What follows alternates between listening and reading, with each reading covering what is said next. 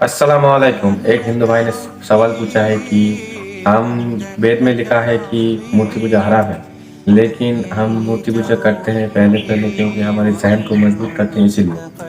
तो इस बात का जवाब दिया गया है। और एक भाई ने सवाल पूछा है कि जब हम पानी को अलग अलग नाम से पुकार सकते हैं तो हम अल्लाह को अलग अलग नाम से क्यों नहीं पुकार सकते।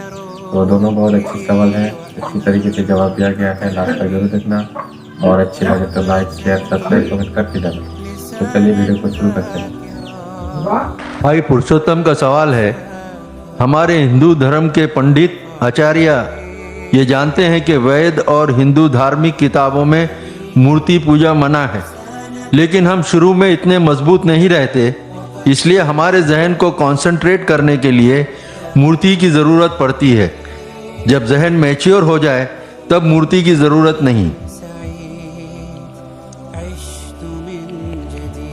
भाई ने सवाल पूछा था कि हम जानते हैं हिंदू धार्मिक किताबों में लिखा है कि मूर्ति पूजा हराम है, मना है, लेकिन क्योंकि कंसंट्रेशन के लिए पहले पहले हम मूर्ति का सहारा लेते हैं, बाद में जब हम मेच्योर हो जाते तो जरूरत नहीं। अगर मान लो जो आप कह रहे सही है कि पहले पहले इनिशियल स्टेज में आपको जरूरत है मूर्ति की इबादत करने के लिए, बाद में जब मेच्योर हो जाएंगे तो जरूरत नहीं। तो मैं ये कहना चाहता हूं कि हम मुसलमान ऑलरेडी मेच्योर हो चुके हैं, हमको मूर्ति की जरूरत नहीं इबादत करने के लिए।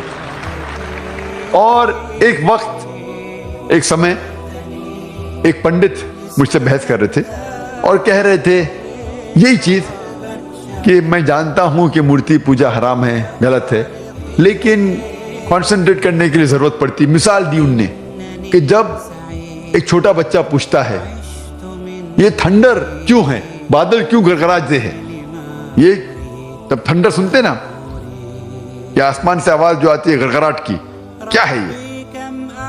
तो पंडित कहने लगा हम कहते हैं बच्चे से, क्योंकि वो नहीं समझ पाता है, कि आए मां चक्की पीसती है। आसमान में आई मां नानी चक्की पीस रही है, क्योंकि बच्चा है, क्या समझेगा। तो मैंने उससे कहा कि आप तो ये जवाब दे सकते हैं, लेकिन मैं ये जवाब नहीं दे सकता हूं, क्योंकि मैं अगर मेरे बेटे से कहूंगा कि ये ठंडर जो है ठंडर है इसीलिए क्योंकि आई मां चक्की पीसती है, और जब वो स्कूल में जाएगा और चंद साल बाद ये सीखेगा कि thundering is due to sudden expansion of the rapidly heated air, उसकी वजह से ये थंडर है, तो वो सोचने लगेगा कि टीचर गलत बोल रही है। जब उसे पता लगेगा टीचर सही बोल रही है, फिर बोलेगा मेरा पिता झूठ बोल रहे थे। इस्लाम में झूठ बोलने की जरूरत ही नहीं, हक पूछने के लिए झूठ की जरूरत नहीं। हमें साफ साफ कहना चाहिए, हमें कहना चाहिए अच्छे अंदाज में क्यों ठंडर होता है। जब गलत जवाब देंगे तो कल पकड़े जाएंगे और फिर सही नहीं होगा।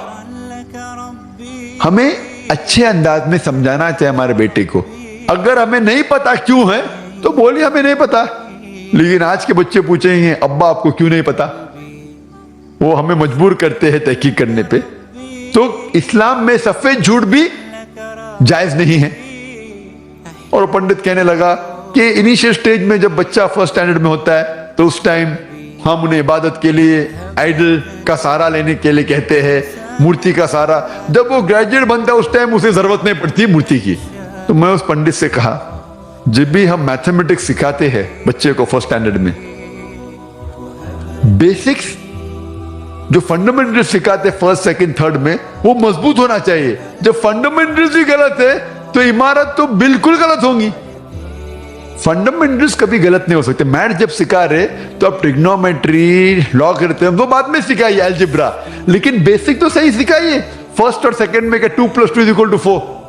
अगर मेरा बच्चा कहेगा 2 + 2 = 5, मैं कहूंगा नो प्रॉब्लम। आप जब 10th स्टैंडर्ड में आएंगे उस टाइम में कहूंगा 2 + 2 ≠ 5 = 4। ये गलत है। हमें बुनियादी बात सही तरीके से पढ़ाना चाहिए। और वेद में बुनियादी बात है कि ईश्वर खुदा का कोई भी प्रतिमा नहीं है, कोई भी आइडल नहीं है, कोई भी इमेज नहीं है। तो ये हम किस तरीके से कह सकते कि पहले चलेगा बाद में मैं सही करूं। जो चीज गलत है, ये हमारा फर्ज है कि उनको बताए कि आइडल वर्शिप गलत है, बुत परस्ती गलत है, और सही चीज है कि सिर्फ हम एक खुदा की इबादत करे जिसका कोई भी प्रतिमा नहीं है। Hope that answers the question. अगला सवाल प्रकाश कुलकर्णी का है।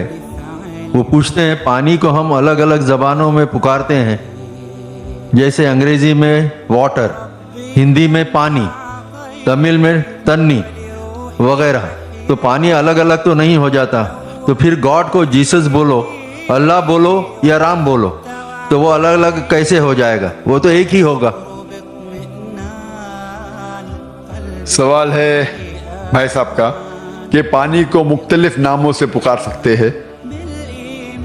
पानी कहो हिंदी में, या वाटर कहो इंग्लिश में, या तन्नी तमिल में, वो सेम है, कुछ फर्क पड़ता नहीं। इसी तरीके से भगवान को आप खुदा को गॉड कहो या जीसस कहो या अल्लाह कहो या राम कहो, एक ही है। इस सवाल पे जब गौर किया जाए तो मैं मानता हूं कि मुख्तलिफ जबानों में अलग अलग दिगर नाम होते हैं एक वही चीज के लिए।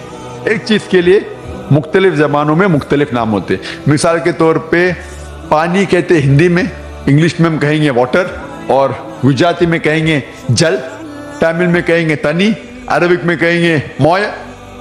लेकिन शर्त यह कि पानी को ही कह सकते हैं वाटर या तन्नी या मोय। जो पानी नहीं उसको अगर कहेंगे वाटर या जल या तनी तो गलत हो जाएगा। मिसाल के तौर पे एक मेरा दोस्त मुझसे कहता है कि मेरे डॉक्टर ने कहा कि रोज सुबह में 1 गिलास पानी पियो, लेकिन जब मैं पानी पीता हूं, कोशिश करता हूं, तो उल्टी आती है। तो मैंने पूछा क्यों आती है? तो उसने कहा नहीं, वो पानी में बदबू आती है, उस पानी का रंग पीला है। फिर समझ में आता है, हाँ ये पानी ने कुछ और चीज पी रहा है। पानी कह रहा है लेकिन पी रहा है कुछ और, पी रहा है कुछ और, कह रहा है पानी। मैं लफ्ज नहीं कहना चाहता हूं, वो पानी जिसको कह रहा है वो पानी ही नहीं, वो पेशाब है। तो पानी को तनी को वाटर को चलेगा, लेकिन गलत चीज को अगर आप पानी कहेंगे तो वो सही नहीं। लोग कहेंगे ये कैसी मिसाल है, कौन आदमी पेशाब को पानी कह सकता है? मैं जानता हूं कि आम कोई भी इंटेलिजेंट आदमी, जो भी आदमी को बुद्धि है, वो कभी भी गलत फहमी में पेशाब को पानी नहीं कहेगा। उसी तरीके से वेद में, कुरान में साफ तरीके से लिखा है कि ईश्वर की मूर्ति नहीं है, ईश्वर की प्रतिमा नहीं है, बुत परस्ती मत करो। फिर भी हम जानते हैं कि सैकड़ों, हजारों, करोड़ों लोग मूर्ति पूजा करते। इंटेलिजेंट है, डॉक्टर्स है, इंजीनियर है, फिर भी करते। अगर हमें कोई चीज मुख्तलिफ नाम से बुलाई जा सकती, मिसाल के तौर पे सोना, हिंदी में हम कहते हैं सोना, अंग्रेजी में कहते हैं गोल्ड, अरबी में कहते हैं ज़हब। लेकिन जब आप सोना खरीदने जाते हैं, वो आदमी सोना कहता है तो आप थोड़ी ले लेते, आप पहले परखते हैं कि वो सोना है कि नहीं। अगर कोई आदमी बोला कि ये सोना है तो क्या पैसे देके ले लेते? आप परखते हैं विद टचस्टोन, और वो जौहरी आपको साबित करता है कि ये सोना है, और वो घिसता है और फिर कहता है कि ये सोना हो सकता है कि 24 कैरेट गोल्ड है, या 22 कैरेट गोल्ड है, या 20 कैरेट है, या 18 कैरेट है, या हो सकता है कि वो सोना ही नहीं है, क्योंकि हर चीज जो चमकती है वो सोना नहीं होती। Everything that glitters is not gold. तो इसीलिए जिस चीज को आप खुदा कहते हैं, कोई भी नाम से बुलाओ, अल्लाह ताला फरमाते सूरह इसरा में, सूरा नंबर 17 आयत नंबर 110 में, कुलिदुल्ला अबिदुर रहमान अयमा तदू फलल अस्माउल हुस्ना। आप पुकारो अल्लाह से, रहमान से, कोई भी नाम से पुकारो, लेकिन अल्लाह के सबसे बेहतरीन, सबसे खूबसूरत नाम है। लेकिन आप पहला ये जांच लो कि वो खुदा असल खुदा है कि नहीं। और जांचने का तलिस्मा जिस तरीके से मैंने तकरीर में कहा था है सूरह इखलास, सूरा नंबर 112 आयत नंबर 1 से 4। कुल हु अल्लाह अहद, कहो कि अल्लाह एक है। अल्लाह समद, अल्लाह जो बेनियाज है, लम यलिद वलम यूलद, ना वो किसी को जनता है ना किसी से जना है, वलम यकुल लहु कुफुवन अहद, उसके जैसा कोई नहीं है। ये है 4 आयतों का डेफिनेशन परखने के लिए कि जिस को आप खुदा कह रहे हैं वो सही में असल में खुदा है कि नहीं।